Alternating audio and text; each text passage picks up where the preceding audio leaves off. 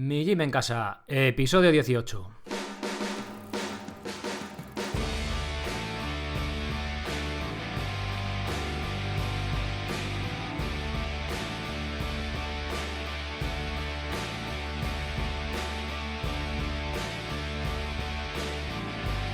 Bienvenidos una semana más al podcast, a la radio de Mi Gym en Casa. Soy Sergio. Y bueno, ya sabéis, en esta radio hablamos de acondicionamiento físico, de fuerza, sobre todo con elementos que podemos hacer con nuestro propio cuerpo, lo que llamamos calistenia. Y la parte más orientada al cardio, pues sobre todo carrera minimalista, correr descalzo, pero también cositas de entrenamiento como HIIT, como saltar a la comba. Bueno, los que lleváis tiempo ya sabéis de lo que hablo. También trato de alimentación, sobre todo orientado desde un punto de vista evolutivo, lo que llamamos la dieta paleo. Y bueno, hoy la cosa va de alimentación, de salud. Hoy vamos a hablar de colesterol. Voy a entrevistar a Jorge García Dings, que es un pediatra que hace, creo que ya varios meses, escribió un artículo sobre el colesterol completísimo, más que un artículo, podía ser un libro. Yo no sé si me llevó más de una hora a leerlo por completo, con un montón de referencias, de estudios, criticando un poco la gran mentira, bueno, un poco no, bastante, la gran mentira que nos han metido sobre el colesterol total, que es muy malo y todo eso. Entonces le pedí que viniera al programa, vino encantado, lo cual le agradezco mucho. Y la entrevista pues va a ser básicamente eso. Hablaremos de un montón de cosas, triglicéridos, LDL, un montón de cosas. La verdad que es la más larga que he hecho hasta ahora, pero creo que dura 1 hora y 20 en total, pero merece muchísimo la pena. Y oye, si no tenéis tiempo, pues le dais al pause, que para eso es un podcast, y seguís otro día o en otro momento. A ver, contaros antes de pasar la entrevista con una novedad. Antes de ayer me contactaron de la radio del golf, que es una radio, no es una radio habitual que puedes escuchar en el transistor, digamos, en la radio, sino que se escucha a través de una aplicación o de internet y es en directo, no tiene formato podcast como este programa, por ejemplo. Bueno, me pidió que si podían incluir el programa de Mi Gym en Casa dentro de su programación, y sí, les he dicho que sí. Entonces, pues oye, cuanto más lleguemos, pues mejor. Y nada, desde aquí darle las gracias. Si os apetece escuchar ese tipo de programa, os gusta el golf, que está muy orientado hacia eso, tiene una aplicación que se llama La Radio del Golf, que desde la tienda de Android o desde la App Store, si tenéis un iPhone, lo podéis bajar. Pues nada más, agradeceros las valoraciones de 5 estrellas en iTunes y los me gusta en iVoox, los comentarios. Y bueno, ya sabéis que para cualquier cosilla, desde el apartado contactar de migymencasa.com, os responderé encantado. Bueno, ya pasamos con la entrevista. Comentaros que ha habido problemas de cobertura, de conexión y de rollos, como viene siendo habitual, y hemos tenido que hacer 3 cortes. He intentado ahí maquetarlo para que se note lo menos posible, pero bueno, se nota un poquillo. Pero vamos, tampoco se hace molesto ni nada por el estilo. Así que nada más, ya os paso con la entrevista y nada, espero que la disfrutéis. Muy buenas, Jorge, bienvenido al programa y bueno, muchas gracias por aceptar la entrevista. A vosotros, muchas gracias, Sergio. Bueno, Jorge, ¿quién es Jorge García Dings? Bueno, yo soy un médico, soy pediatra, trabajo en el hospital de Barbastro y aunque realmente mucha gente me conoce por el blog de la Meteo que viene, porque es un blog en el que pongo previsiones meteorológicas y de nieve y de aludes, y pongo excursiones en montaña, de esquí de montaña, de carreras en montaña, pero también meto temas médicos, temas de salud, temas de alimentación, temas de pediatría en general, y es un poco la razón por la que en este momento, hace unos meses, puse esta entrada sobre el colesterol y el gran mito que nos han vendido durante tanto tiempo, ¿no? Claro, sí. Cuando escuchas este anuncio, ¿qué te viene a la cabeza? A ver, escucha. No hace mucho, Joan se miró el colesterol y le salió un poco por encima de 200. Poca broma. Y decidí bajarlo más, pero no sabía cómo. ¿Le recomendamos? ¿Qué te parece? Pues es como si saliese otro famoso y dijese, pues decidí mirarme la hemoglobina. y me salía 15, poca broma, porque claro, si una hemoglobina o un hematocrito de más de 50, como los del Everest o como los que toman EPO para el Tour de Francia, pues les puede dar un infarto cerebral. Entonces, como la hemoglobina muy alta es mala, vamos a bajar el límite de la hemoglobina en vez de 17 a 15. Entonces, a todas las personas que tengan más de 15, que son más casi la mitad de la población, les diremos que eso es malo y así que tomen una pastilla que nos vendrá muy bien para el negocio. Pues algo parecido es eso. Bueno, vamos a analizarlo. O con las plaquetas. Sí, que vamos a analizarlo parte por parte. A ver, ¿qué es el colesterol, para empezar? Bueno, el colesterol es una grasa, un lípido, y es un componente esencial de la materia viva. Prácticamente forma parte de todas las células del cuerpo y cualquier organismo no puede vivir sin colesterol. Sin colesterol no hay vida.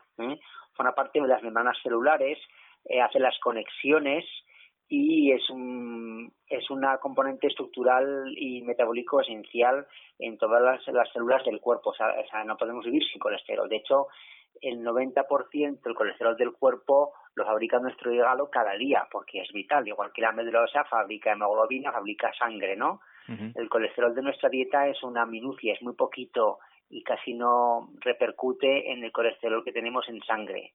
De hecho, es complicado entender que el ser humano, que pensemos que el ser humano fabrica algo dañino para nosotros, como si llegara a fabricar arsénico o algún veneno. Es decir, el ser humano del siglo XXI lleva millones de años evolucionando a mejor. O sea, las especies imperfectas han ido muriendo, como los dinosaurios. Y el que ha llegado ahora es el mejor y el que más depurado está. Entonces, el hígado fabrica un montón de componentes para el cuerpo y entre ellos el colesterol, porque hace falta para un montón de funciones del cuerpo. Y entonces, que pensemos que el colesterol que lo fabrica el hígado sea dañino es como una teoría malévolica, ¿no? Como maliciosa. ¿Cómo puede ser que nos estemos envenenando? Pero es una teoría que se ha extendido desde los años 40, años 50 y que, bueno, pues ha interesado más culpar al colesterol, a las grasas de nuestra mala salud y ha interesado mucho pues a industrias como la del azúcar, los dulces, las Coca-Colas, desviar la atención hacia otras cosas que realmente eran inofensivas para nosotros. Hablemos de cómo empezó todo con la hipótesis lipídica y los estudios que avalan esta teoría. Cuéntanos un poquito. Sí, pues es que fíjate, antes en los años 1920 no había infartos de miocardio, no había prácticamente, es que era una cosa súper rara. Y cuando alguien investigaba sobre infartos, pues es que casi no hay.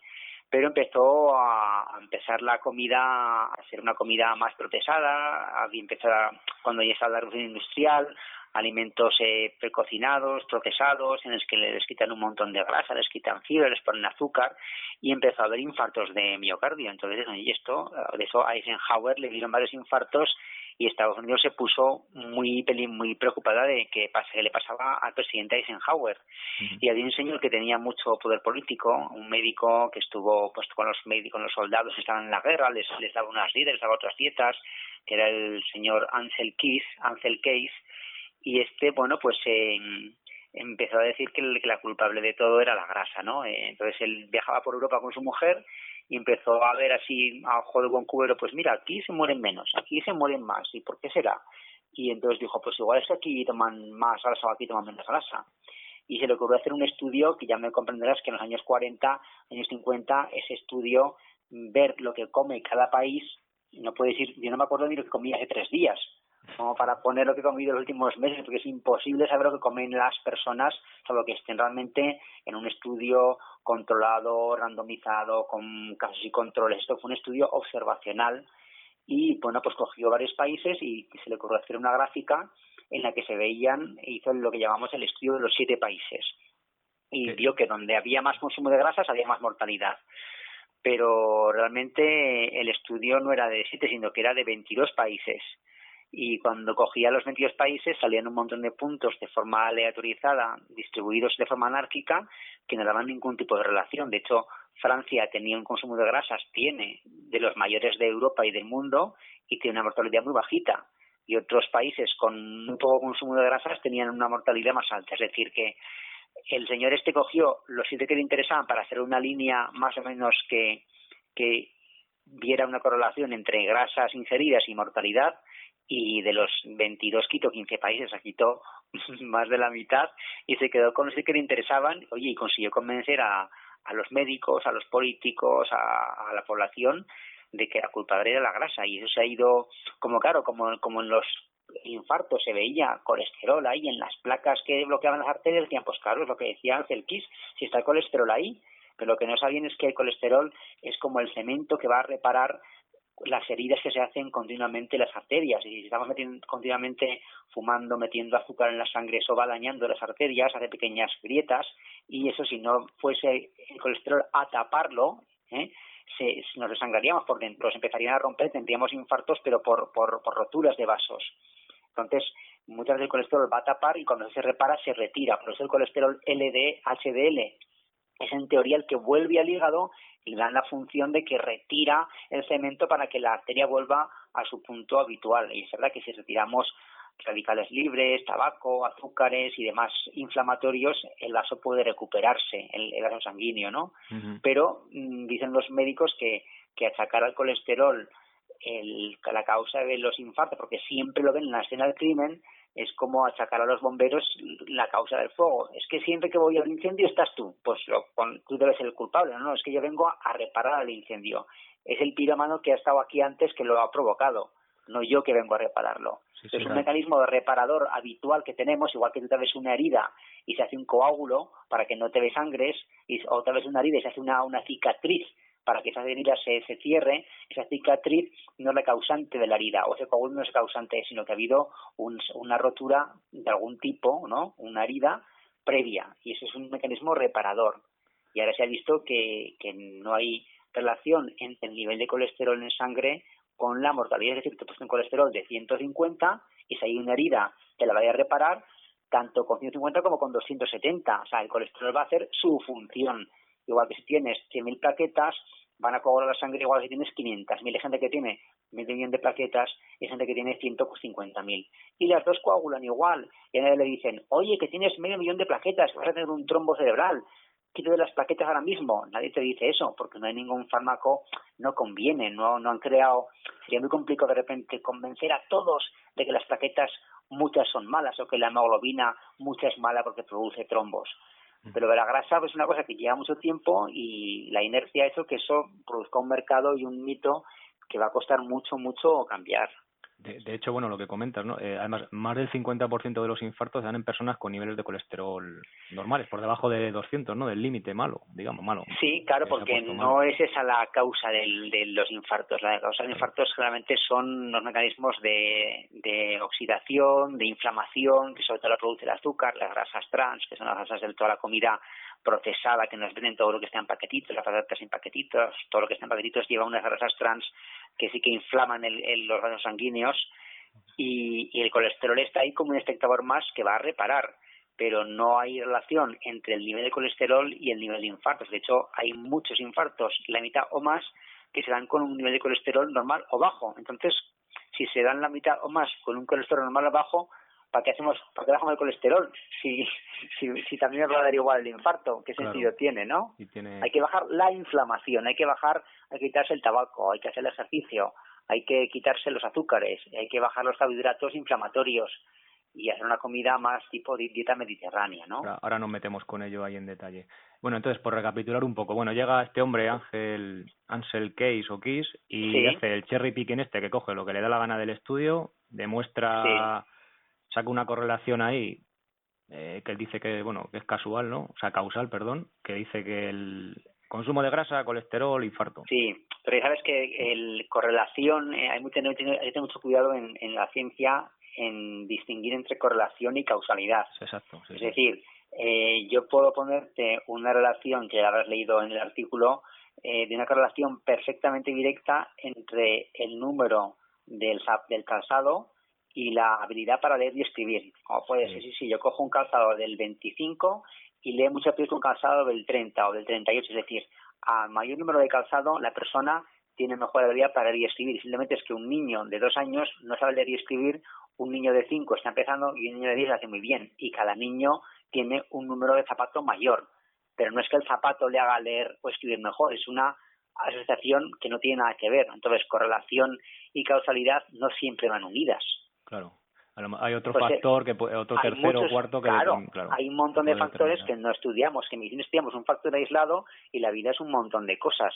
Y estudiamos solo uno, pero uno se levanta, va al coche, va al trabajo, le llega el tabaco del vecino, come una cosa, luego ve otra cosa, luego le tiene un susto, luego se va a jugar al pádel. Hay tantas variables, sobre todo lo que comemos, que influyen en la vida de cada uno, que analizar una variable sola es muy presuntuoso y tiene poco rigor, ¿no? Claro. A ver, me preguntabas antes de entrar en... Bueno, un poco esto fue el Ansel Keys, pero luego sí que hubo otros estudios. Se hizo el estudio de Framingham, que se empezó en la población de Massachusetts, en un pueblo de 5.000 personas en Framingham, Massachusetts. Se cogió en el 48 a un montón de gente, 5.000, y se le siguieron durante 16 años. De hecho, ese estudio aún sigue, tiene como varias fases, ¿no? Para ver si había más infartos o no. Y se vio que por encima de los 50 años, que es el grueso de la gente que toma estatinas, no había relación entre colesterol y mortalidad. Es decir, que posteriormente este famoso estudio te demuestra que ni siquiera el estudio que corroboraba la teoría de Ansel Keys corrobora que el colesterol sea algo malo, porque estatinas toma sobre todo gente de más de 50 años y es donde no había ningún tipo de relación.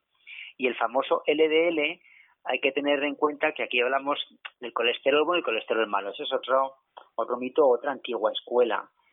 El colesterol LDL, que es el principal, realmente no es ni colesterol, o sea, es una lipoproteína. De hecho, LDL es Low Density Lipoprotein. O sea, no es ni el colesterol, es una proteína que se encarga de transportar el colesterol que sale del hígado, porque es una grasa que no se disuelve en el agua, entonces no puede viajar sola. Hace falta un barquito, un transbordador que lo distribuya a los tejidos para sus funciones, al cerebro, que es súper importante, a cualquier reparación de cualquier herida, cualquier daño. Van esos barquitos, pero que eso no te dicen el colesterol que son barquitos que lo transportan. Pero hay que diferenciar que hay, digamos, dos tipos de moléculas LDL. Las tipo A, que son grandes, tipo bolas de algodón, que son inofensivas, y las pequeñitas, que sí que son cuando las oxida los radicales libres, el azúcar, la inflamación, son cuando pueden ser dañinas y pueden favorecer la formación de la placa de ateroma.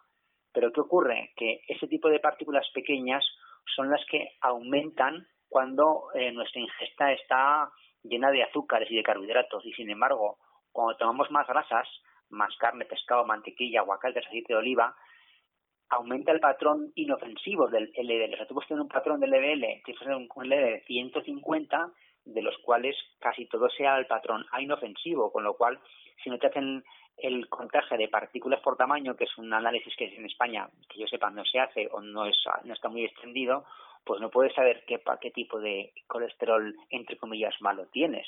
Posiblemente tengas el inofensivo y te están aquí diciendo que el LDL más de 130 te tomarás estatinas porque sí, y realmente igual tienes un LDL más bajo, pero eres un fumador, tomas muchos azúcares y realmente ese LDL está formado por las partículas pequeñas y dañinas.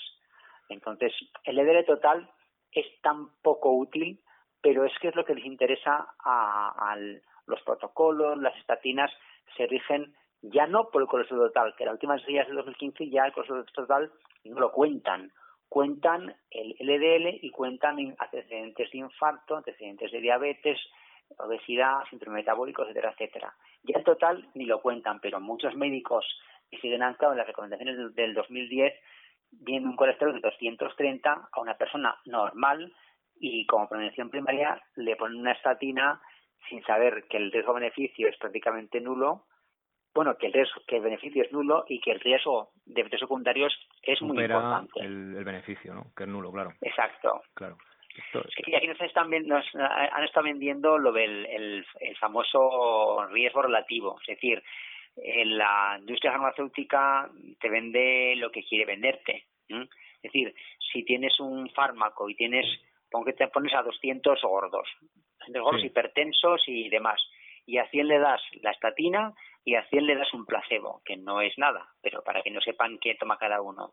En el grupo del placebo, después de 5 años, ha habido 2 infartos. En todos estos gordos, 2 infartos. Y en el grupo de la estatina ha habido un infarto. Es decir, la reducción del riesgo absoluto ha sido del 1%. Sin embargo, como 1 dividido para 2 es 50, 0,5, pues dicen que la reducción del riesgo es del 50%. Nuestro fármaco, la mientavastatina, reduce el riesgo de infarto en un 50%, señoras y señores. Y realmente lo que no te han dicho es que para que se evite un infarto, tienen que tomar el fármaco 100 personas para que se evite un infarto. Es decir, que de cada 100 personas, 99 no se van a beneficiar en nada del tratamiento durante 5 años tomando la pastilla todos los días. Y una persona se beneficiará.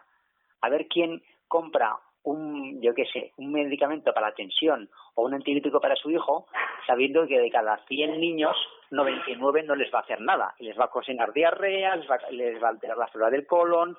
Nadie compraría un antibiótico sabiendo que tienes un 99% de probabilidades de que no te va a pasar nada, ¿no? Claro, y es eso, que es que pues, no es el 50%, sino el 1% mejor. Exacto. Que es muy... Que es muy poco, tiene poco valor estadístico, ¿no? Sí, es el 1% en prevención primaria. Prevención primaria es gente que nunca ha tenido un infarto, que no ha tenido, ni le han puesto un bypass, ni un stent, ni le han hecho una cirugía cardíaca, ni ha tenido una angina de pecho, que es la población sana. En esa reducción es un 1%, pero como las estatinas tienen efectos secundarios que también producen mortalidad por aumento de cáncer, de diabetes, de demencia, de accidentes, de problemas musculares, al final se compensan y se ve que no se gana ni un solo día de vida. De hecho, hubo un estudio sobre estatinas que era, no sé si era 5 años, creo que lo nombras ahí en el artículo, que a mitad de camino dijeron, esto no vamos a, ya está, no acabaron el estudio antes de tiempo, ¿no? El estudio Júpiter, que fue un escándalo de cómo manipulaban a la opinión pública, ¿no? Eran la pera, querían utilizar la estatina, prácticamente ponerlas en el agua de boca, ponerlas en el agua normal, para todo el mundo, porque decían que gente con colesterol normal o bajo, si tiene marcadores de inflamación, que es la proteína C reactiva sensible, que además la patente la tenía el autor del artículo, con lo cual venía muy bien porque van a pedir su prueba, si le tenían alta, gente normal, con colesterol normal, entre comillas, porque todos son normales, le podía beneficiar el tomar esa estatina. ¿Y qué ocurrió? Un estudio de 5 años, al 1,9 años lo pararon, porque había un poquitín de mejoría, pero veían que empezaba a empeorar por efectos secundarios. Es decir, si seguimos aquí, va a salir que se mueren más que viven más. Y entonces dijeron, estamos ya en el límite de que los efectos secundarios nos van a tirar por tierra esto, vamos a pararlo aquí y decir que funciona. Entonces lo pararon y lo que te digo, pues salió que en el grupo de las estatinas hubo un 0,85% de infartos, no de muertes, de infartos, y el grupo de placebo un 0,76%, es decir, había uno de cada 200 o medio de cada 200, es decir, una cosa irrisoria. O sea, la reducción del riesgo absoluto era del 0,4%. O sea, que hay que tratar a 200 para evitar un infarto. Los 299 no les hace nada. Pero como en la división salía un porcentaje de 0,54, pues dijeron, reduce el riesgo de infarto el 54%. Y lo vendieron a la televisión, a los periódicos, a las noticias. Y claro, la gente empezó a decir, pues si me reduce a mí, incluso a gente con colesterol normal, pues lo voy a tomar, ¿no? Porque, 54% de reducción es mucho porcentaje, pero realmente era un 0,4% absoluto. Me parece que es una forma muy, muy ruin de mentir a la población, ¿no? Sobre todo porque es una medicación para toda la vida y porque es una medicación que tiene un montón de efectos secundarios. Claro, que no es solo el dinero que te gastas o que se gasta el Estado con recetas o lo que sea, sino el riesgo que luego tienes de morir por otra causa o de enfermedades. Exacto, es que el colesterol, las estatinas bloquean la producción de colesterol en una fase muy precoz de la vía metabólica. Es decir, es como si tuviésemos un árbol en casa cuyas ramas de arriba nos rozarán el techo. Y en vez de quitar las ramas, quitáramos el árbol desde la raíz. Y entonces, claro, hay un montón de otras vías metabólicas que se cortan. Y entre ellas está el coenzima Q10, que es un enzima muy importante para darnos energía a todos los músculos de la sangre, a los músculos del cuerpo, incluido el cardíaco. Es decir, que tú le pones una estatina para que no haga trombos, sin embargo, no se muere de un infarto porque se colapse la arteria, pero se muere porque tiene un fallo cardíaco, porque no tiene potencia, porque no me viene a estar cansado, porque no puede empezar a hacer ejercicios, se queda más débil. Y en el fondo las estatinas tienen muchos efectos secundarios, no solo a nivel cardíaco y muscular, que suele producir pues dolores musculares, falta de fuerza, menor elasticidad, pues ya me agacho menos, no puedo levantarme como antes, no puedo jugar al pádel. ¿Qué más hace? El problema es que el colesterol, el cerebro humano es grasa pura, es un montón de grasa. Digamos que el colesterol del cuerpo, que el cerebro solo pesa un 2% del cuerpo, pero el colesterol del cuerpo, 25% de él está en el cerebro, es súper importante para todas las conexiones cerebrales, muy importante.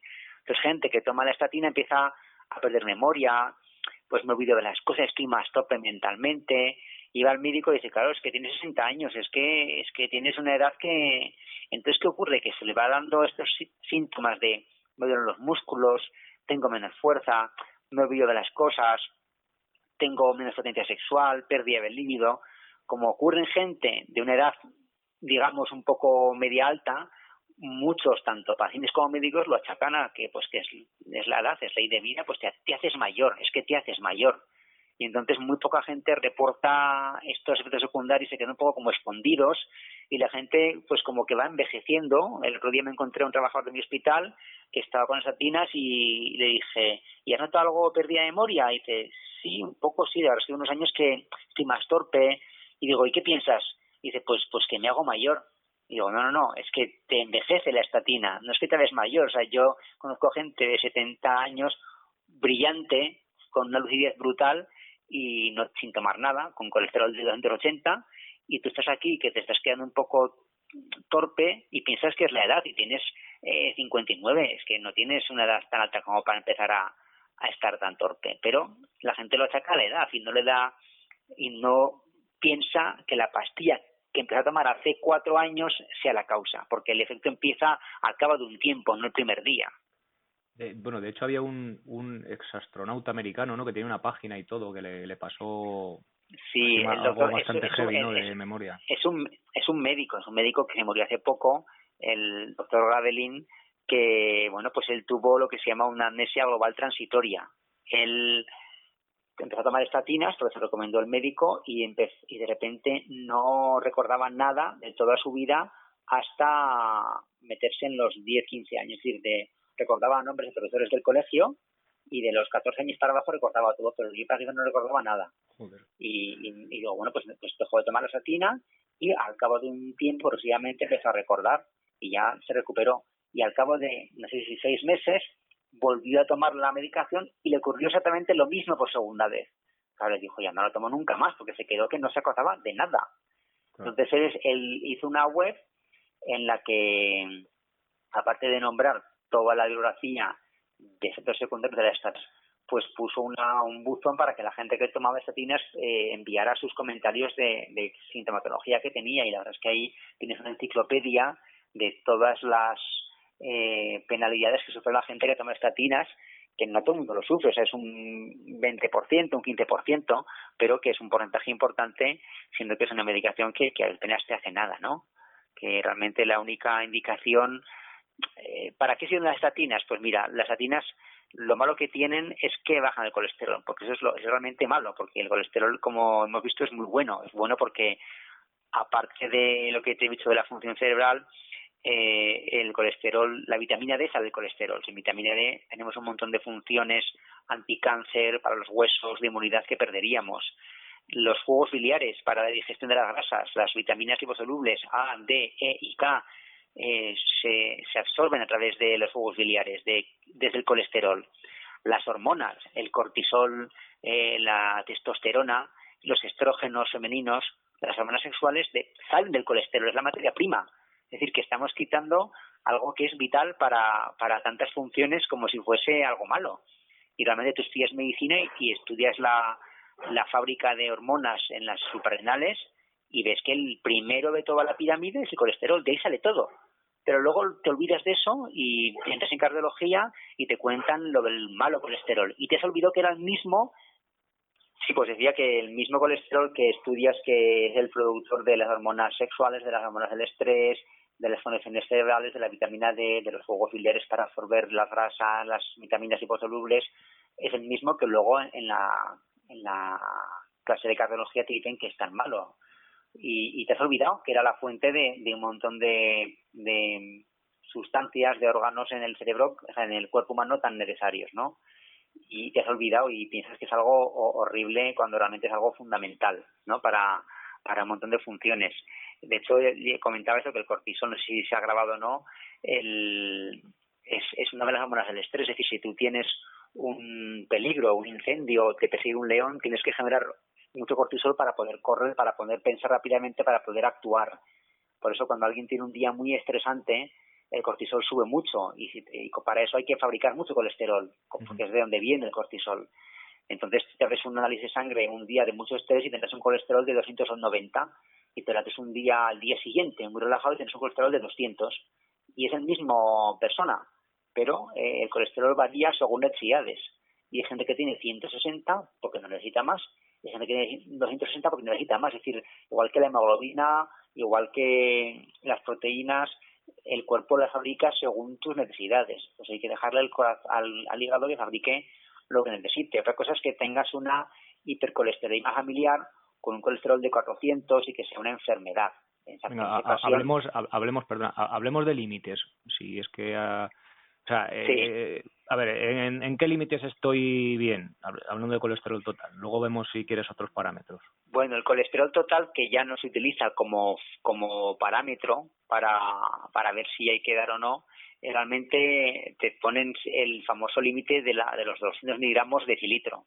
Pero hay que pensar que en cualquier población normal, con una distribución estadística normal, la normalidad se compone por el valor de la media, que es el valor más frecuente, más menos 2 desviaciones estándar de la media. Eso sería el 95% de los valores. Y ese valor normal iría de 105 a 343. Entonces, los extremos serían 105 como muy bajo o 343 como muy alto. Y si quisieras poner extremos no tan extremos, pues podría ser de 140 a 300. ¿Vale? 140 para abajo es demasiado bajo. En una persona adulta, en un niño puede ser más bajo y no pasa nada. Pero en una persona adulta, pues más de 300 habría que empezar. Pero realmente es más de 343 cuando habría que empezar a preocuparse o pensar, más que preocuparse, pensar que esa persona igual tiene una hipercolesterolemia familiar, ¿no? Que es una enfermedad genética y que en estos casos sí que hay que dar medicación, pero eso es una enfermedad, no es la mitad de la población que nos quieren hacer pensar que somos enfermos, ¿no? Es que antes lo has explicado, ¿no? Mientras estudiabas la carrera de medicina, a ver, esto que ahora parece, bueno, lleva ya años, ¿no? Que parece que no estamos enfocando bien esto del colesterol como sociedad. Se empieza a ver, ¿no? O la sensación que yo tengo, hasta que esto se estudie en la carrera, que tal, pasarán años, ¿no? Porque...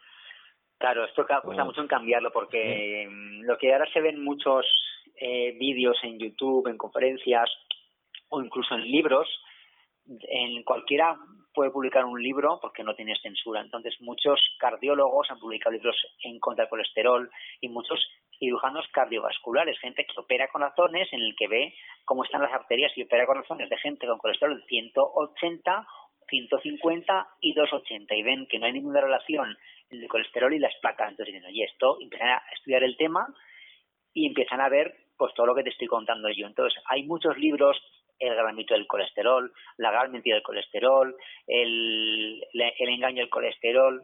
Hay tantos parecidos en inglés, en francés, pero sin embargo publicaciones en revistas hay muy pocas, porque de momento muchos son rechazados, van un poco en contra del dogma. Entonces, cualquier libro de texto va precedido unos años de publicaciones en revistas científicas, y de momento estamos todavía en los libros, y de ahí tiene que pasar a revistas científicas y de ahí a los libros de texto.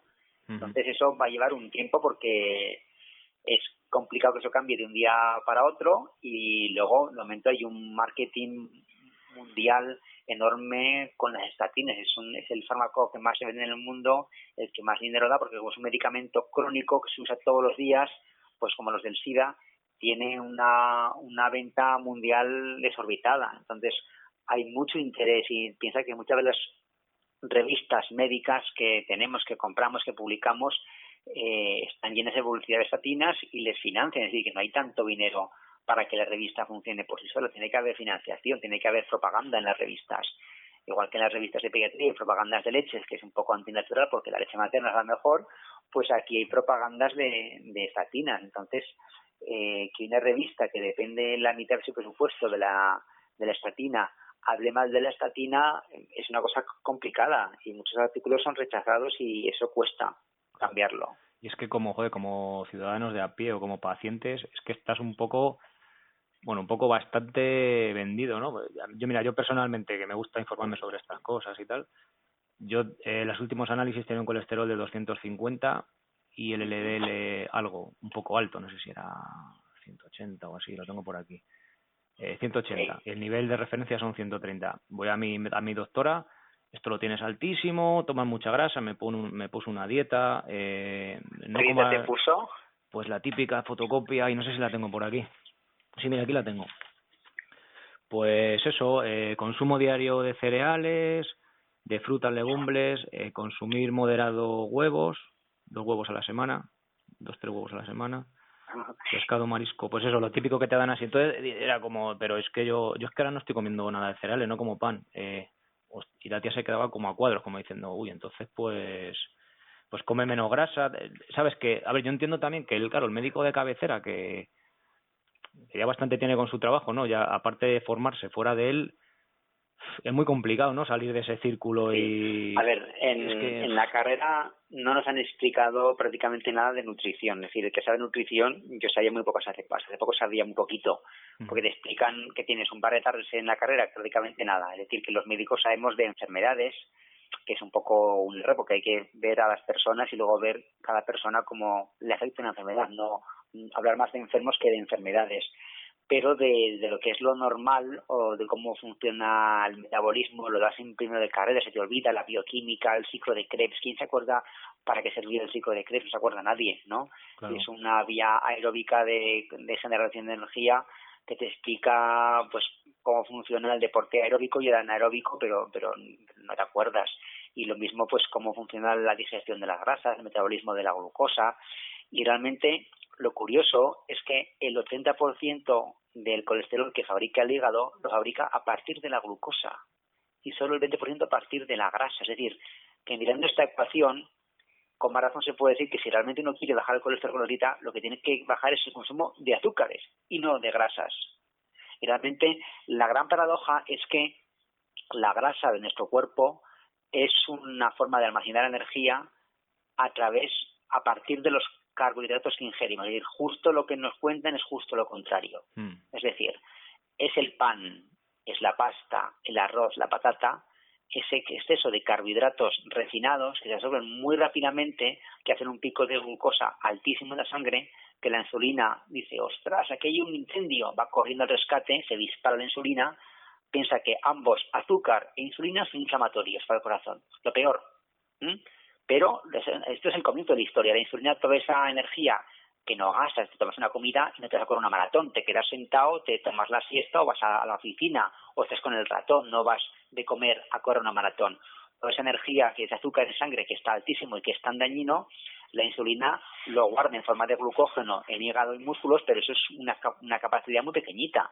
La gran parte, cuando están ya llenos, lo acumula en forma de grasa en nuestro cuerpo. Es decir, toda la grasa de la tripa que tiene la gente obesa es la grasa almacenada a partir de los carbohidratos ingeridos, los cuales la insulina los ha convertido en grasa con la función del hígado. Entonces, la grasa, los triglicéridos, el colesterol, todo esto aumenta desde los carbohidratos, no desde las grasas. Pero es una forma muy complicada, eso la gente no lo entiende. Es complicado, ¿no?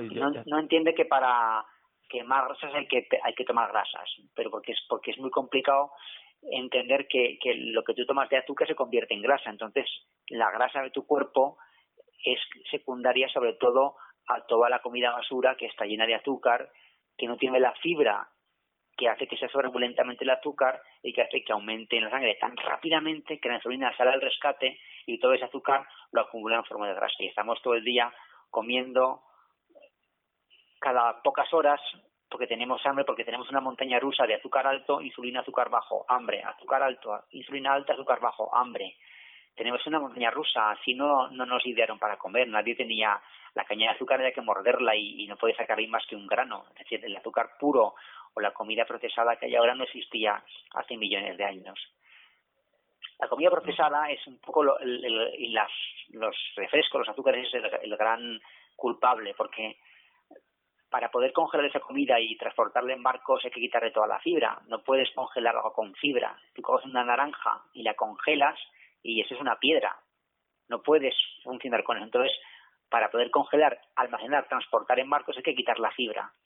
Y hay que quitar, como la grasa es mala, la quitan, pero se queda sin sabor, porque si le quitas la grasa se queda sin sabor de la comida, con lo cual hay que meterle azúcar y hay que meterle sal. Entonces se meten azúcar y sal y quitan la fibra, con lo cual ese azúcar tan brutal, al no tener una fibra que limite la absorción, que la retrase, hacen picos de azúcar en sangre. El mismo pan hace un pico de azúcar en sangre altísimo.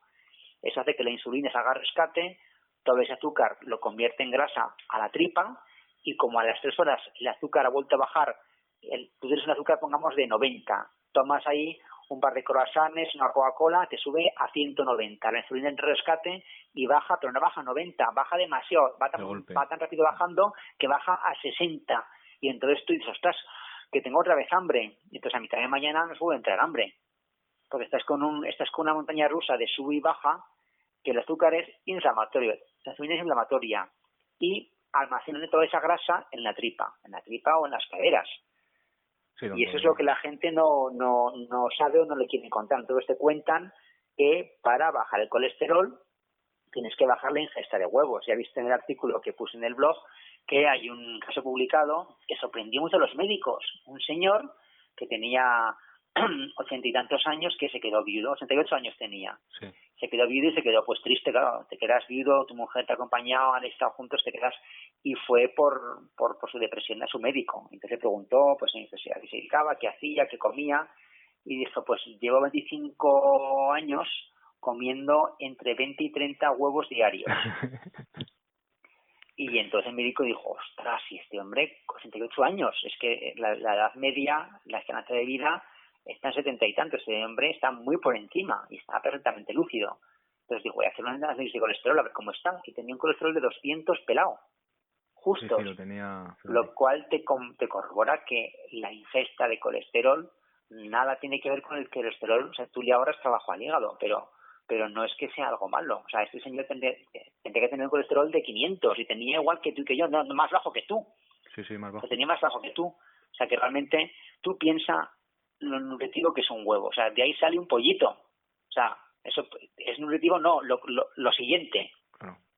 No, es súper nutritivo, pero nos lo han vendido como, y pocos comités de nutrición empiezan a darse cuenta de que los huevos son buenos, y realmente solo el comité de nutrición sueco sí que permite comer no 1 ni 2, sino te pone, que no sé si es una broma, te pone un límite de 36 huevos al día, que no sé si alguien podrá contenerse de tomar menos de 36 huevos, pero es un poco una forma de decir que los huevos son igual de nutritivos que tomar pues las legumbres, las frutas y las verduras. Pero nos venden la historia de que las grasas son malas y el azúcar ya empezamos a ver que es malo. Pero la gente piensa que el azúcar no tiene que ver con el pan, la pasta o el arroz. Entonces, de momento, en la pirámide alimentaria de tu médico, la base está llena de cereal, sí, pan, pasta, arroz. Y así está la base alimentaria. ¿Y cómo está España? Llena de gordos, y está el mundo lleno de gordos. Ya, con dietas bajas en grasa. Claro, entonces es complicado hacer entender que la grasa es buena y el azúcar es malo, y hay que pensar que es muy importante el índice glucémico de los alimentos. El índice glucémico es muy alto cuando no hay fibra, es decir, cualquier carbohidrato de la naturaleza normal te lo encuentras con fibra. Cualquier fruta, la manzana, la pera, la naranja tienen la fibra incluida, la legumbre tiene la fibra incluida, la verdura. Entonces toda esa fibra hace que el azúcar en sangre suba muy lentamente, de forma muy elegante. Entonces la insulina está ahí en su sillón tranquilica y dice, que sube un poquito el azúcar, pero muy lento, pues tranquilos todos y no pasa nada. Sí, hay una cita del pediatra Lustig, que dice, Dios creó el veneno y lo envolvió con el antídoto, o algo así, hablando de la fructosa. Claro, sí, el Dios nos dio el veneno, que es la fructosa, envuelto ya en el antídoto que es la fibra, para que la absorción sea muy lenta. Es decir, cuando la gente va al señor y le dicen que tiene que tomar fibra, no tiene que tomarse ninguna pastilla con fibra, ninguna solución con fibra. O sea, hay que tomarse la fibra junto con el veneno. O sea, no puedes tomarte un veneno y luego el antídoto al día siguiente. Te tomas la manzana entera, la legumbre entera, no tomas el azúcar y luego tomas fibra aparte, porque la fibra es lo que recubre el carbohidrato para que se absorba muy lentamente. Entonces, es lo que no tiene la comida procesada. No tiene fibra porque no podrían congelarla. Y tiene un montón de azúcar, entonces son bombas de azúcar. El pan, que parece tan maravilloso, hay muchos libros que hablan del pan. El trigo de hoy en día es un trigo hidrogenado, cambiado genéticamente. Es decir, el trigo de hace 70 años era un trigo que crecía 1,5 metros en los campos. Sí, no tiene pero un señor consiguió hidrogenarlo, cambiarlo para que solo creciera poco más de 0,5 metro, aguantara mucho mejor el mal tiempo, fuera más resistente al mal tiempo y se vendiera mucho mejor, se fabricara mucho mejor. Y le dieron el Nobel en el año 70 a este hombre. O sea, que nadie puede decir que eso no lo sabía, porque le dieron el Nobel por eso. Pero ¿qué ocurre? Que ese trigo también es mucho más complicado de digerir. Y por eso hay mucha intolerancia al gluten. Hay un montón de celíacos, muchos más que ha habido nunca. Es que antes no sabíamos que había y ahora lo sabemos. No, es que antes no había los que había ahora. Hay mucha gente que se hace la biopsia o anticuerpos que sale que no es celíaco, pero es intolerante, le sienta mal. Mucha gente que se quita el pan deja de tener diarreas o de tener gases. O sea, eso por un lado, el pan como algo que no es bueno por el gluten. ¿Me sigues, Sergio? Sí, te sigo, sí. Pero en el tema del carbohidrato hay que pensar que, fíjate, el índice glucémico, los alimentos se comparan junto con la glucosa. La glucosa tiene un índice de 1, de 100, porque es la glucosa ya en el cuerpo ya te sube a 100, o sea, te sube la glucosa tal cual la metes es glucosa. Sí. Entonces, hay alimentos que la glucosa la suben más rápidamente y otros más lentamente. Entonces, a un grupo de personas les daban un plátano, o una naranja, o arroz, o pan, o carne, y veían con qué rapidez aumentaba la glucosa. Ese es el índice glucémico. Y la carga glucémica es cuánto tiempo dura la glucosa en sangre. Entonces, la glucosa, tal cual que la metes intravenosa, pues es 100, 1, vale. Pues cualquier alimento que tenga un índice mayor de 55 no es bueno. El tomate tiene un índice glucémico de 35, que es muy bajo, está muy bien. Y la legumbre pues también tendrá de 20 o 30. Pero el azúcar tiene de 59, lo cual no nos sorprende. Pero es que el pan blanco tiene 69. ¿Y cómo puede ser? ¿Cómo puede ser que el pan sube azúcar más rápido la glucosa que el azúcar en sí? Pues porque realmente el azúcar de mesa es sacarosa, es un disacárido, tiene 2 monosacáridos, la mitad es glucosa y la mitad es fructosa, ¿vale? La glucosa tal cual entra y ya está, pero la fructosa no se metaboliza en la sangre como el azúcar, como la glucosa, tiene que ir al hígado a una vía metabólica parecida a la del alcohol, con lo cual tarda bastante en volverse glucosa. Y el problema que tiene la fructosa es que mucha fructosa estropea el hígado. O sea, el problema de las bebidas azucaradas, de las Coca-Colas, de todo esto, es que la fructosa es como meter a los niños etanol, como meterles alcohol en el hígado, pero sin la borrachera. Es decir, no le produce borrachera al niño o al adulto, pero el hígado sufre igual tomándote una botella de Coca-Cola que una botella de vino. Sí, ahí viene lo del hígado no alcohólico, ¿no? Claro, porque la fructosa se metaboliza igual. Entonces, hay muchos niños con un montón de tripa que tienen un hígado graso que se llama hígado graso no alcohólico. Eso hace que la fructosa como tal, que es lo que dice el doctor Losky, que es el más experto en azúcar actualmente, que la fructosa sea como un veneno. Que la fructosa, ese veneno que en la fruta va con el antídoto de la fibra, con lo cual perfecto. Y tomarte un azucarillo puntual, pues bueno, pero cantidades ingentes, más de X gramos de fructosa, el hígado no puede metabolizarlas y ya se va acumulando en forma de grasa. Pero eso es lo que explica que el índice glucémico del azúcar sea solo 59 y el del pan 69. Pero ¿cómo puede ser el pan más que el azúcar? Pues que es que el pan es un almidón, es un polímero de glucosas, como 50 glucosas juntas, que tú las absorbes y el cuerpo las parte, y entonces ellas todas se expanden. Es como meter un caballo de Troya, como una bomba que metes y al cabo de media hora, que es como el efecto retardado, se rompe toda dentro del cuerpo. Entonces el pan, al cabo de media hora, sube la glucosa en sangre mucho más que el azúcar. ¿Cómo puede ser? Pues porque la mitad del azúcar es fructosa que va al hígado, pero el pan es todo un polímero de glucosas. Y lo mismo o parecido ocurre con el arroz con la pasta o con la patata. Lo que es que el arroz tiene una carga glucémica muy alta, es decir, que permanece mucho tiempo la glucosa alta. Entonces, pero el arroz si lo combinamos con verduras, con grasa, con proteína, claro, es decir, la película cambia, claro.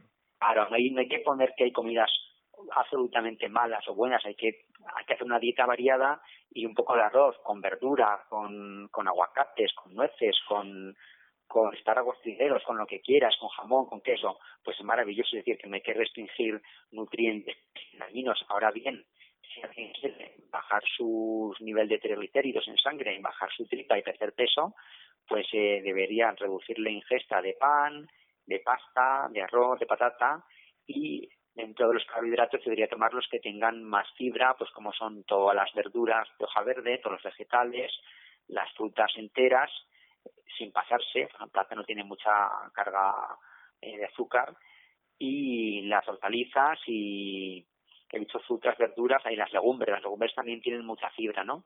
Uh-huh. Pero eso, si tú bajas la ingesta de carbohidratos, sabes que solo hay 3 macronutrientes, hay proteína, carbohidrato y grasa. Entonces, si bajas uno, tienes que subir el otro, porque claro, si no te vas a quedar con hambre. Y proteína hay que tomar de forma moderada, no hay que pasarse, porque la proteína es buena para formar estructura, formar órganos, formar tendones, pero para fuente de energía no es lo ideal. No es ideal que te cojas parte de tu músculo para combustión de energía. Entonces, lo que nos queda la grasa. Entonces, la famosa grasa que es tan mala es la mejor fuente de energía. Pero la gente lo tiene confundido porque piensa grasa, colesterol malo. Pues hay que pensar, colesterol claro, bueno, grasa buena.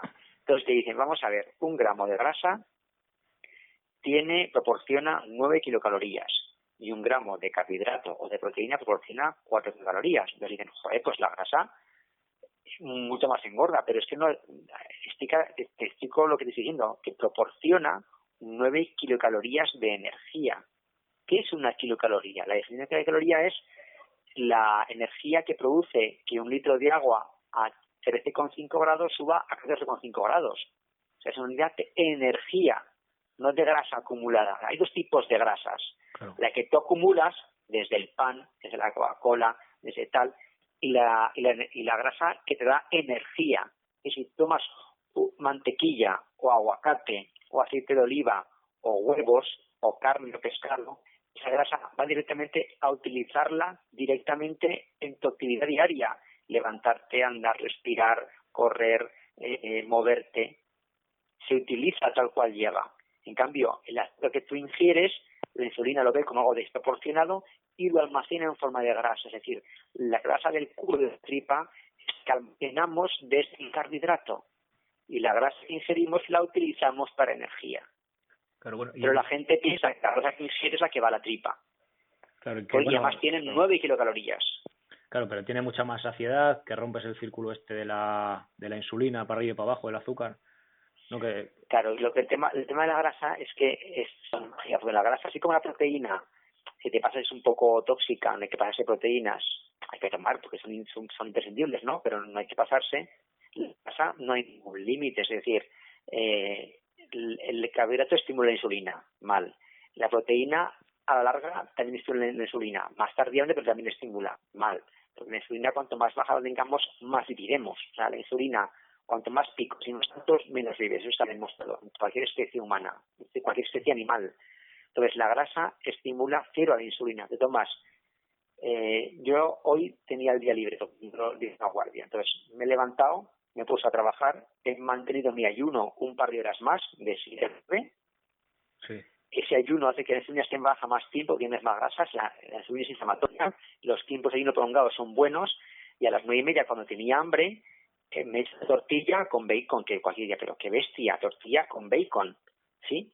Y eso que hace que, como no estimulo la insulina, es una energía que me da para todo el día y no tengo hambre. Es decir, yo llegaré a las 3 sin tener ganas de nada. Solo tengo aquí un vaso de agua y algo de sal, si acaso. Porque no baja esa glucemia de 200 rápido en picado a 70 y vuelves a tener hambre. ¿Qué ves? Que se mantiene a 90 todo el día durante 6 horas. El azúcar en sangre no se mueve, está a 90. No tienes hambre, estás perfectamente activo sin necesidad de nada más que de agua. No tienes la montaña rusa de sub y baja. que hace que comamos continuamente. Es decir, ¿por qué estamos gordos? Porque tomamos un montón de carbohidratos, un montón de azúcar, que es una grasa, que eso es malo, los triglicéridos son malos para el corazón, y porque estamos continuamente comiendo. Es decir, no hacemos desayuno con medicina, hacemos desayuno, almuerzo, comida, merienda, cena, incluso algo después si no es muy tarde. Entonces, no damos reposo al estómago y no damos reposo a la insulina, que tiene que tener periodos de que estar baja, porque la única forma de quemar grasa es que la insulina esté dormida, porque la insulina no solo almacena grasa, sino que impide quemarla, inhibe la lipólisis. La insulina alta impide quemar grasa, no te deja acceder. Claro. Es como que tengo 100 euros y 50 me los meten la insulina en el banco a plazo fijo. Ya no tengo 100, tengo 50. Quiero más dinero porque me hace falta 100, entonces vuelvo a comer más, porque me los he dejado a plazo fijo en el banco, en el culo o en la tripa. ¿Entiendes? Claro. No te deja acceder. ¿Cómo te deja acceder? Cuando baja, mientras duermes. Mientras duermes, adelgazas. Tú te acuestas con 70 kilos y te levantas con 65 con 500, o sea, con medio kilo menos. Has estado quemando grasas mientras dormías, porque es cuando la insulina está baja. Por eso un ayuno prolongado te permite quemar más grasas que estar continuamente comiendo, que te mantiene la insulina continuamente elevada y te impide perder grasas. Claro, pero si comemos... Claro, que si comemos 2 croissants con leche y azúcar, te sube la glucemia a 220 al desayunar, la insulina entra al rescate, te la baja a 70 y a mitad de mañana tienes hambre otra vez. Y vuelve a comer pues un chocolate, un dentepie, un café con azúcar, y estamos continuamente con carbohidratos, porque están en la base de la pirámide, Sergio, la base de la pirámide, que es la gran cagada, pero que eso va a tardar porque la grasa es tan mala que... Pero ya va cambiando. Bueno, ya va cambiando, eso es verdad, lo de la pirámide... La gente ya sabe que el aceite de oliva es bueno. Dieta mediterránea, Rafael Nadal, Nueva York... El aceite de oliva ya saben que es bueno. El omega 3 del pescado, las nueces, los frutos secos, allá, los aguacates, ya empieza alguna grasa a parecer buena. Pero la grasa saturada sigue estando demonizada. Los huevos, el bacon, la mantequilla... El aceite de coco, que es una grasa vegetal, es saturadísima, es lo que utilizan los ultramaratonianos. Es decir, tú tomas aceite de coco por la mañana y puedes correr durante 8 horas solo con agua. Claro, hace falta un periodo de ketoadaptación, de que tu cuerpo se acostumbre a quemar grasa. Eso lleva unas semanas, no puedes ponerte con una maratón si has comido azúcares toda tu vida. Hace falta un tiempo para adaptarse. Pero fíjate que, aunque esté en la base de la pirámide alimentaria, no hay ningún carbohidrato esencial para la vida. Como puede ser, el azúcar es imprescindible a la vida. No. Hay aminoácidos esenciales, proteínas, y hay ácidos grasos esenciales, grasas, que tú no fabricas y que o las ingieres o te mueres. Y hay falta de vitamina D, vitamina A, falta de potasio, de sodio, de minerales, pero nunca hay falta de lactosa o de sacarosa o de lactosa. No existe. O sea, podríamos vivir sin carbohidratos. ¿Que está bien por tomarlos? Pues bien, pero puedes vivir sin jugar. ¿Es mucho jugar al fútbol? Sí, pero puedes vivir sin jugar al fútbol, pero no puedes vivir sin respirar. Es decir, que no existe ningún carbohidrato esencial para la vida, aunque los tomemos. Como la dieta cetogénica, es como el extremo, ¿no? Claro, no hace falta llegar al extremo, pues hacerlo. Es decir, fíjate si es buena para el cerebro la dieta libre de azúcares. En los niños con epilepsias rebeldes que no responden a ningún tratamiento antipiléptico, les ponen dieta cetogénica y les curan. Es decir, le ponen una dieta a base de grasa y proteína sin subir la insulina ni subir el azúcar y se les cura. Es decir, que no solo no es mala, sino que es buenísima, porque fíjate, el cerebro, que está así todo grasa, el azúcar le sienta mal. Si no, ese niño convulsiona por la razón que sea. Pero no conseguimos con ningún fármaco parar esa convulsión. Pero con quitarle los carbohidratos, de repente se cura el niño. Pues no será tan mala esa dieta que habláis que es tan mala. Y piensa que cuando no se descubrió hasta que se descubrió la insulina, a los diabéticos se les daba solo grasa y proteína. Sobre todo grasa porque si no se morían, porque no tenían insulina para meter el azúcar en la sangre. Claro. Y si no se morían. Entonces, justo lo que antes hacía para niños diabéticos, que era dar solo grasa y ni un carbohidrato, ahora que hay insulina, les inflan a carbohidratos y les restringen las grasas, porque la grasa es mala, desde ya lo dijo Ansel Keys en los años 50, y Ansel Keys sabía mucho. Y eso va a costar mucho cambiar. Es decir, los niños diabéticos, la dieta que les ponen es un 55% de carbohidratos, un 20% de proteínas y que nunca pase el 80% de grasas, porque son malas. Con lo cual están continuamente con la insulina pinchándose al levantarse, a media mañana, antes de la comida, con la merienda, con la cena, antes de dormir. Se pegan 5 pinchazos diarios, porque están continuamente con la montaña rusa. Pues liberales de la montaña rusa, ¿no? Claro, buscando... Si lo que le sube el azúcar es los carbohidratos y la insulina hay que ponérsela continuamente, pues dale menos carbohidrato, dale un poquito de legumbre si quieres y verdura, pero dale mantequilla, huevo, pescado, carne, y podrá ir con una inyección a levantarse todo el santo día con una curva elegante, homogénea, como un barco sobre un mar calmado, y no el Himalaya. ¿Qué quieres, navegar sobre el Himalaya o navegar por un mar calmado todo el día? Pues un mar calmado, que no tenga hambre, como, me sacio, siesta, hambre, como, me sacio, siesta, otra vez hambre. ¿La siesta qué te piensas que es? Sí, la pájara que te da después de comer. Es el coma de los carbohidratos. Es decir, yo antes, que trabajaba en el hospital que trabajo ahora, comía en el hospital antes de irme y tenía una hora y pico de viaje a casa y tenía que pararme a mitad a echarme una cabeza porque me moría de sueño. Desde que ya no tomo pan en las comidas, ni arroz ni nada, hago el viaje tan ricamente. Ya no tengo siesta. O sea, que los carbohidratos solo traen problemas, Sergio. Esta tarde un poquito ha derivado a la alimentación, pero es un poco porque todo va un poquito unido, ¿no? El colesterol, la grasa... La alimentación es la base de todo, ¿no? De la salud y de todo. Y por eso cuando alguien tiene colesterol alto, hay que decirle, fantástico, eso no es malo, porque el colesterol es parte del cerebro, parte de tu vitamina D sale de ahí, tus hormonas salen de ahí, pero si quieres tener una dieta saludable, pues te recomendamos que reduzcas tu ingesta de azúcar, tu ingesta de comida procesada, industrializada, que está llena de añadidos escondidos, está sin fibra, y que lo principal, Sergio, es que comamos comida natural, real, es decir, la verdura tal cual, la fruta tal cual, no el zumo, porque el zumo, toda la fibra se queda en el exprimidor y entonces es una bomba de azúcar, es una cagada. El zumo de naranja tan maravilloso no es nada bueno, porque es una bomba de azúcar sin la fibra, o sea, es el veneno sin el antídoto, ¿no? Claro. Entonces, la fruta, que dicen los endocrinólogos, la fruta hay que tomarla mordida. Pues la fruta, la verdura, la legumbre, y no tener miedo en ingesta de grasas saludables, que son casi todas. Y saturada, una pregunta te voy a hacer. Saturada, bueno, yo he estado por ahí viendo algún estudio que hay como una cuarta parte de la población que sí que responde sube el colesterol al comer grasa saturada. De hecho, los de Quitaba, esto de la isla esta, la población ancestral esta, ¿te suena? No, pero realmente bueno, es un estudio en una población de estas ancestrales que lo que sí que sube es el colesterol LDL con ingesta de grasas.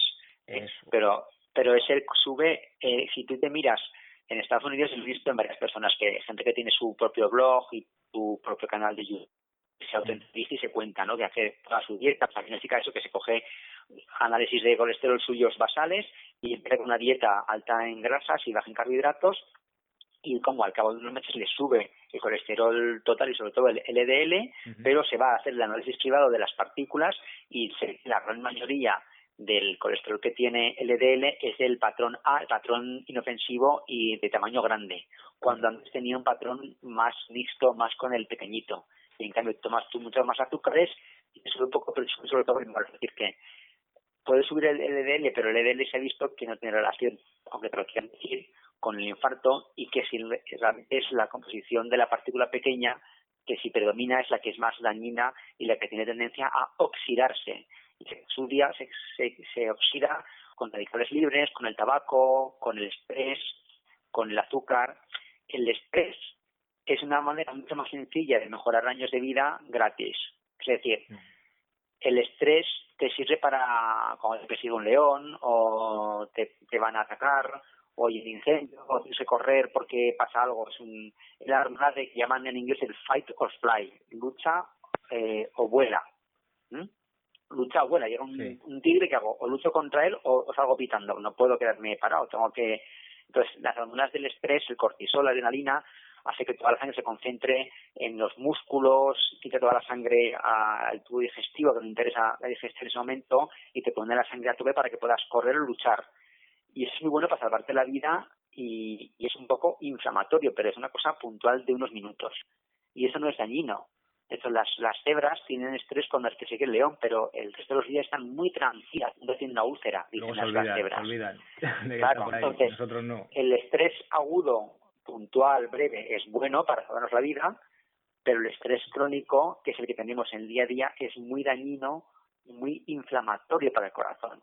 Y es el que ocasiona un montón de infartos sin que lo sepamos. Y mucha gente, más que tengas suerte que te vaya bien o no te vaya mal, es como hacer los reveses de la vida. Es decir, tú estás en un atasco, puedes enfadarte, puedes relajarte, te roban la casa y después del disgusto inicial puedes pensar bueno, voy a pintar las paredes distintas, voy a cambiar los muebles, voy a aprovechar para hacer una nueva etapa, o puedes pegarte meses reconcomiéndote que te robaron este cuadro o que tu novia te dejó por este otro, es el reconcomerte,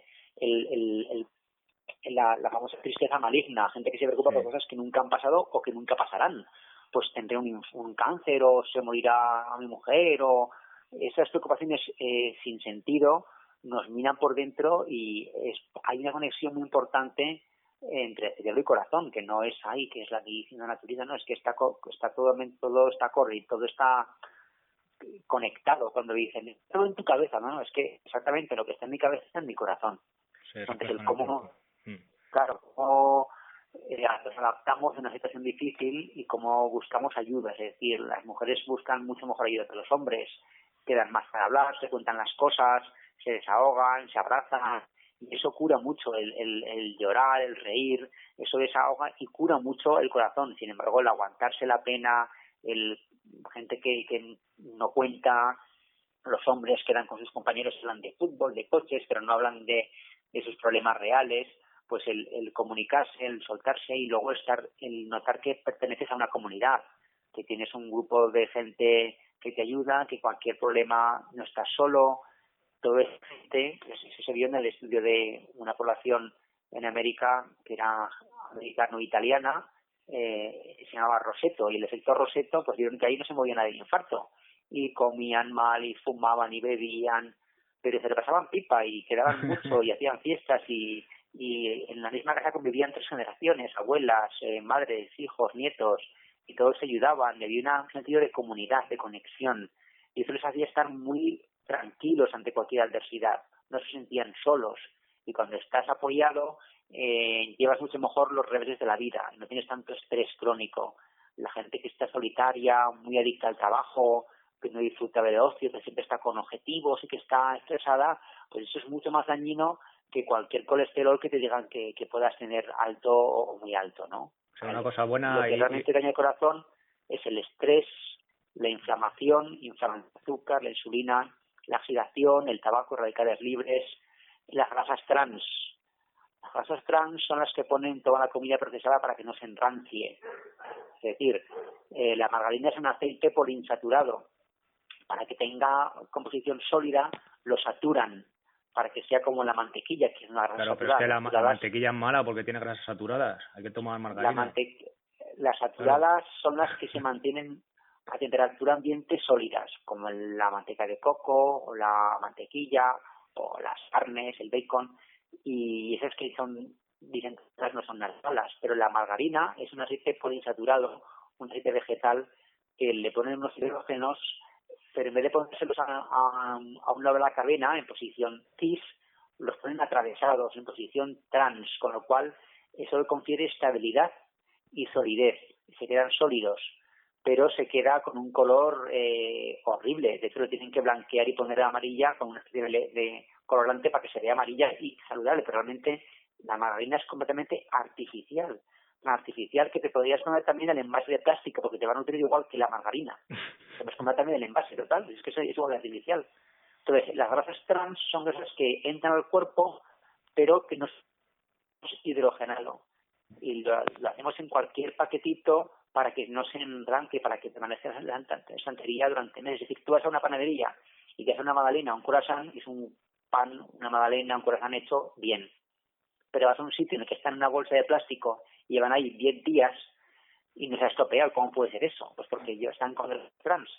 Y esas grasas, el cuerpo las ve, y las quiere utilizar, no puede porque no son naturales, y entonces va a hacer la función y no hace, y el cerebro pues no funciona, el cerebro en esta parte, o el hígado, es decir, son grasas dañinas, y eso sí que produce también oxidación en los vasos, es decir, que mucho más dañino es tomarte unas fritas o donuts de bolsa o todo lo que sea de bolsitas o de cajas que tomarte una mantequilla natural o un huevo natural o un aguacate o una carne de buena calidad, una carne de un ganado que haya comido hierba, Sí, que tiene no un ganado que le hayan menos dado omega ahí. 6 y más omega 3.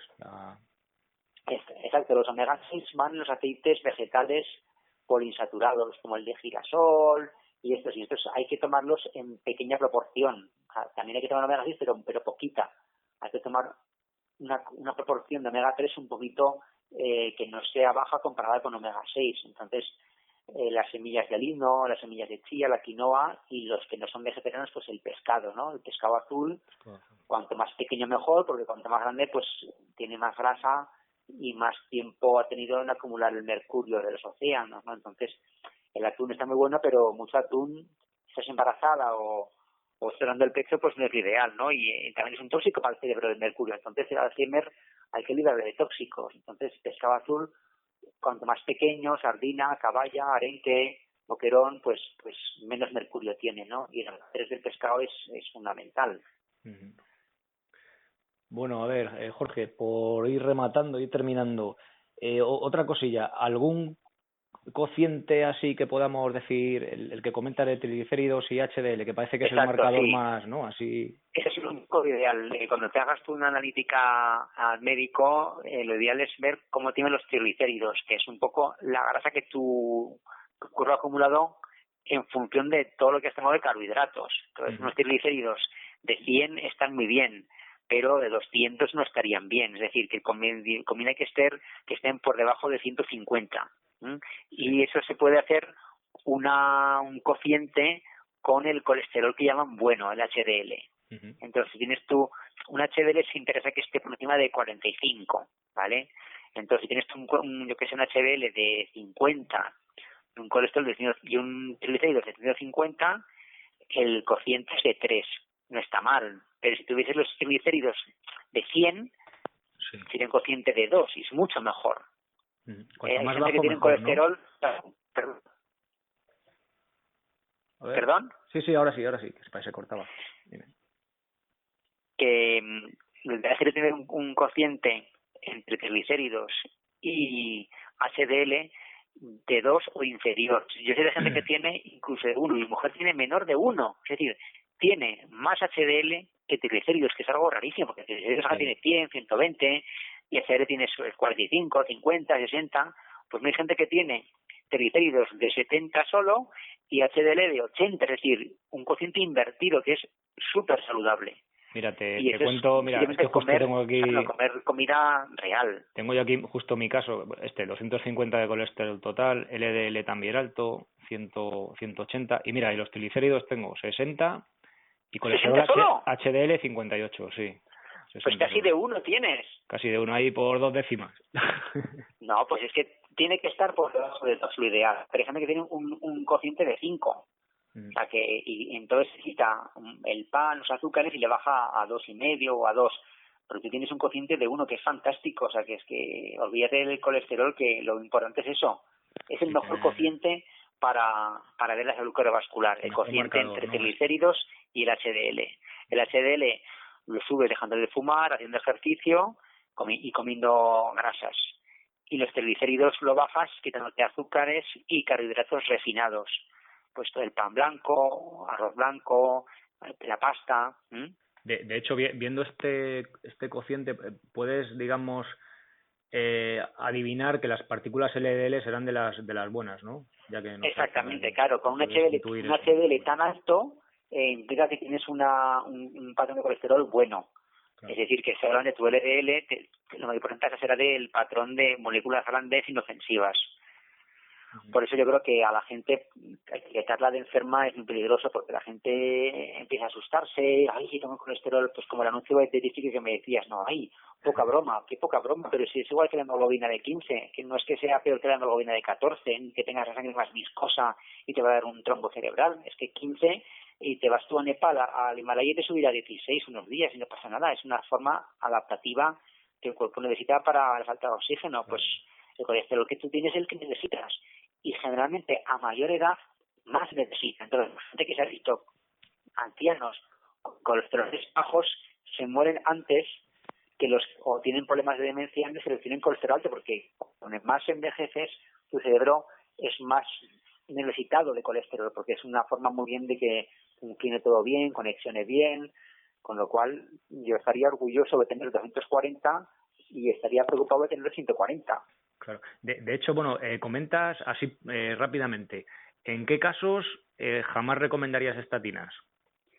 Bueno, tiene que recomendarlo sobre todo el médico o el cardiólogo, pero yo pienso que la indicación principal sería un varón de mediana edad, es decir, de 35 a 65 años, con un infarto previo, con un antecedente de una angina de pecho, que lleve un stent, le ha hecho un bypass o puede tener un infarto. Ahí sí es recomendable, ¿no? Ahí sí. Ahí tienes una reducción del 4%, es decir, que de cada 25 personas, a 24 no le harían nada. Y una le ahorraría de un segundo infarto. Durante 5 años. Que fíjate la reducción que es la que es. Y es sobre todo por sus efectos antiinflamatorios y pleiotrópicos. Es un efecto que la sangre sea más fina, menos viscosa, que el hematíe, el glóbulo rojo, se adapte un poquito más a los recovecos de los vasos y se pliegue un poquito mejor. Eso es lo que tienen de bueno. Lo que tienen de malo es que bajan el colesterol. El colesterol es fundamental para vivir, con lo cual lo que te cuentan ellas que hacen realmente me da igual. O sea, eso es lo que no me gusta que hagan. Pero su acción antiinflamatoria hace que si lo toman 100 personas que han tenido un infarto, pues al cabo de 5 años 17 tendrán un segundo infarto, y los que la toman solo 13 tendrán un segundo infarto. Trabajaremos 17 a 13 de 100 personas, es decir, habrá un 4% de reducción de riesgo absoluto, es decir, que reduciéndolo a cada infarto, cada 25 personas, una se beneficiaría. Pero más beneficioso es quitarte los azúcares, no fumar, hacer un poco de ejercicio, comer comida natural, quitar la comida procesada, mucho más beneficioso, quitar el estrés, relajarte, tener amigos, disfrutar de la vida, mucho más beneficios que la pastilla, pero sería la indicación principal. Desde luego, no se ha visto que en mujeres tenga el mismo efecto, con lo cual en mujeres raramente está indicado, en niños por supuesto que no, y en salud, que hay una enfermedad de hipercolesterolemia que hemos hablado antes, ¿no? Y en ancianos de más de 70 años, por el deterioro cognitivo de demencia precoz, tampoco está indicado. O sea, que realmente sería el varón de mediana edad con un infarto previo la indicación fundamental. Pero por su efecto antiinflamatorio, no por que el colesterol sea algo que el colesterol es bueno, pero es que no pueden hacer una cosa sin la otra, si son, no les da más. Vale, entonces, ¿qué tenemos? Consejos para, no para reducir el colesterol, sino para tener mejor salud cardiovascular, ¿no? O no sé cómo llamarlo. O salud en general. Sí, te oigo bien. A ver, el resumen es que el colesterol es fundamental para vivir, que el colesterol es una parte importantísima que fabrica un montón de cosas que son necesarias para nosotros, y que realmente lo que debemos hacer es un poco que nos dé el sol de mediodía, el sol este que hablan tan mal los dermatólogos, pues un cuarto de hora al sol alto forma mucha vitamina D, sin protección, sin crema, solo 15 minutos y luego te tapas, 15-20 minutos. El sol, hacer ejercicio al sol, muy importante. El sol, el ejercicio es antioxidante, rejuvenece, mejora la sensibilidad a la insulina, fortalece los músculos, previene la osteoporosis, da optimismo, aumenta la serotonina, o sea, es fantástico. Y la alimentación evita los azúcares, los refrescos, la Coca-Cola, que son por azúcar, y reduce el consumo de carbohidratos refinados, como el pan blanco, el arroz blanco, la pasta, la patata, y aumenta el consumo de carbohidratos más saludables, que tienen mucha más fibra, como todas las verduras, las verdes, las que crecen encima de la tierra, no la patata que crece abajo, sino las de arriba, ¿no? Sí. la coliflor, el brócoli, todas estas, la lechuga, las hortalizas, la legumbre y la mayoría de las frutas y las bayas, tipo frambuesas, ¿no? Y luego que no tengas miedo en tener una ingesta de grasas buenas, tanto de pescado como de carne, como aceite de oliva virgen extra, mantequilla, huevos, queso, y evita la margarina, que eso está llena de grasas trans y realmente es un artificio que han creado, ¿no? Eso sí que está demostrado, hay bastantes estudios y bastante evidencia de que las grasas trans sí que aumentan la mortalidad. O sea, toda la comida procesada está llena de grasas trans. Todo lo que venga si comes todo lo que no venga en paquetitos o en bolsas, aceptarás seguro. Cualquier fruta, verdura, carne, pescado, todo lo que no venga en paquetes es más sencillo que no te den el cambio, ¿no? Pero, por ejemplo, todas las patatas fritas, barritas energéticas, los oreos, magdalenas de bolsa, los donuts envasados y toda la comida rápida no tiene fibra y tiene un montón de azúcar añadida y eso hay que saber que el azúcar es lo malo. Azúcar e insulina, malos. Carbohidrato suave tipo legumbre, verdura, fruta, va bien. Y la grasa es muy buena porque mantiene la insulina muy baja. Entonces, ese sería un poquito el resumen, ¿no? Y beber agua y cuidar los lazos, y quedar con los amigos a tomar ahí unos vinos, una cerveza de vez en cuando, ¿no? Exacto. Ese sería un poco el resumen. Justo, mira, te tengo que decir que cuando también entrevisté hace tiempo a otro médico, Paris Fernández, que es un médico de cabecera, y hablamos de la dieta paleo y tal, pero antes de empezar con cosas así más técnicas, lo básico, ¿no? Y es que me ha dicho 99% lo mismo que me has dicho tú, lo del sol, el ejercicio, lo de las relaciones. Al final es que claro. Es fácil, es que es ABC, ¿no? No hay nada mucho más mágico ni bien sencillo. Cuantas menos pastillas se tomen mejor, Sergio, claro. En general. Claro. Porque la pastilla, un 90% de los que han hecho esa pastilla los ha pagado la misma casa y no sabe realmente esos estudios tan bonitos como son de objetivos o de parciales o de imparciales, ¿no? Claro. Entonces, las pastillas, pues las justas, ¿no? Pues como el tabaco malo, pues las pastillas cuanto menos mejor. Perfecto. El remedio de la abuela. Bueno, ya por terminar, Jorge, ¿dónde te encontramos? ¿En internet o...? Bueno, lo más sencillo es en el blog de La Meteo que viene. Pones en Google La Meteo que viene y ya darás con él. La Meteo que viene. Y ahora estás liado, me has comentado antes, con un libro, ¿no? Sí, tengo que terminar las 115 rutas de un tercer tomo de rutas con esquís por el Pirineo Aragonés, que estoy haciendo para Prames. Joder, qué bueno. Vale, pues ya nos contarás cuando lo tienes y te lo... Que ya cuando lo publiques ya me cuentas y lo... Para este otoño, para noviembre. Perfecto. Pues nada, Jorge, muchísimas gracias. La verdad que te he pedido a ver si podías 1 hora y al final llevamos aquí casi 2 horas hablando. Sí, así que que me va a ir la mañana. Sí, pues nada, muchísimas gracias y un abrazo. Venga, a ti, Sergio, un abrazo. Hasta luego. Y hasta aquí el episodio de hoy.